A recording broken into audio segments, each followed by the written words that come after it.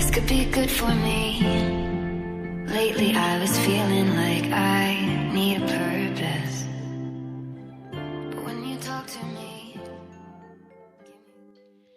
Halo anak-anak, hari ini kita akan belajar tema 6, subtema 3, pembelajaran TEGA.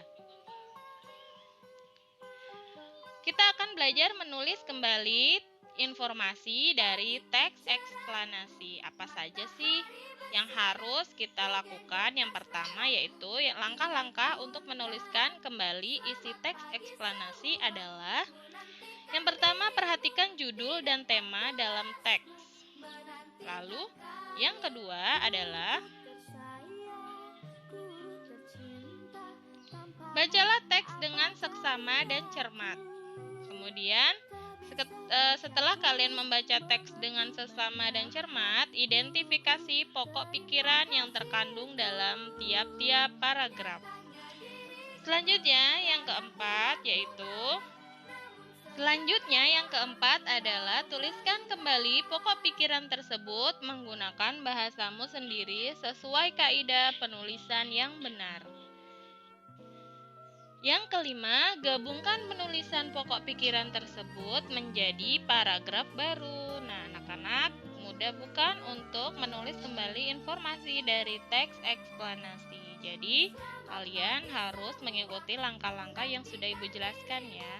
Selanjutnya, mengidentifikasi kegiatan ekonomi. Nah, seperti yang sudah kita pelajari pada pembahasan sebelumnya, keunikan suatu daerah dan masyarakatnya kini menjadi modal utama untuk meningkatkan kehidupan masyarakat. Banyak daerah berusaha menggali potensi daerahnya dan mengembangkannya agar masyarakatnya mendapatkan banyak manfaat, salah satunya di bidang ekonomi.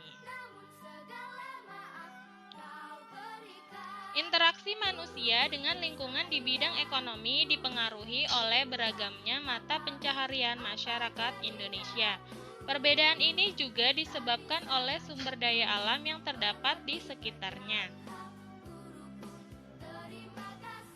Nah, ini adalah kegiatan ekonomi di dataran tinggi. Di sini terlihat pada gambar seorang perempuan sedang memetik teh ya. Di sini dataran tinggi terbentuk sebagai hasil dari erosi dan juga sedimentasi atau pengendapan material yang tertimbun material-material dari lereng gunung yang berada di sekitarnya. Nah, di sini aktivitas ekonomi masyarakat di dataran tinggi lebih cocok untuk perkebunan dan peternakan. Kedua kegiatan tersebut dapat dilakukan secara individu atau berkelompok. Kegiatan ekonomi di daerah dataran rendah. Nah, kalian bisa lihat di sini, dataran rendah merupakan dataran yang luas dan rata. Dataran rendah terletak di ketinggian 0 sampai 200 meter di atas permukaan laut. Dataran rendah juga dikenal dengan istilah aluvial. Aluvial merupakan salah satu jenis tanah yang berasal dari endapan aliran sungai. Tanah jenis ini juga subur dan baik untuk bercocok tanam. Areanya relatif datar sehingga perpindahan dan pengangkutan barang dan jasa menjadi lebih mudah. Kemudahan tersebut membuat dataran rendah berkembang menjadi pusat kegiatan masyarakat.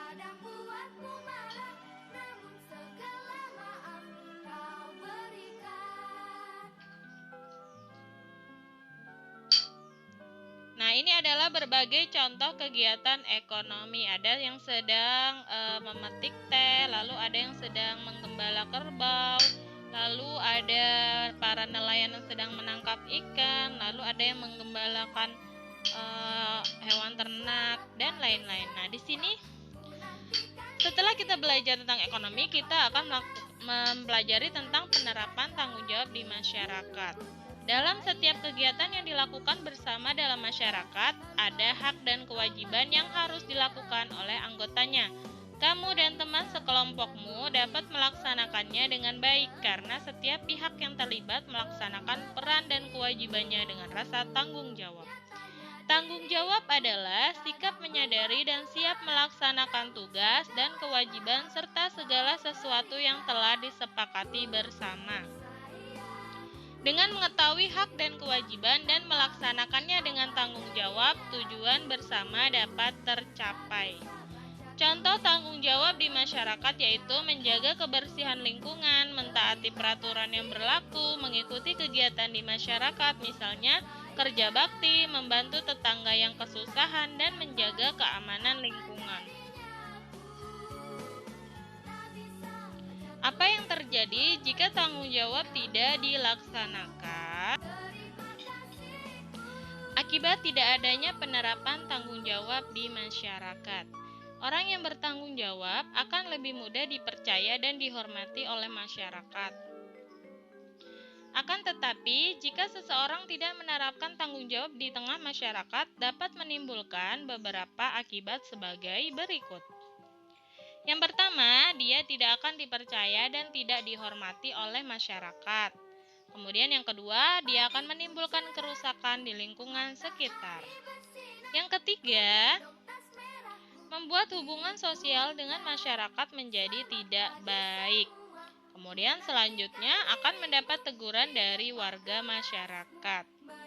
Lalu selanjutnya akan dikucilkan oleh warga masyarakat. Jadi, ayo jadi orang yang bertanggung jawab. Nah, anak-anak, cukup sekian pembelajaran kali ini. Sampai jumpa di pembelajaran selanjutnya.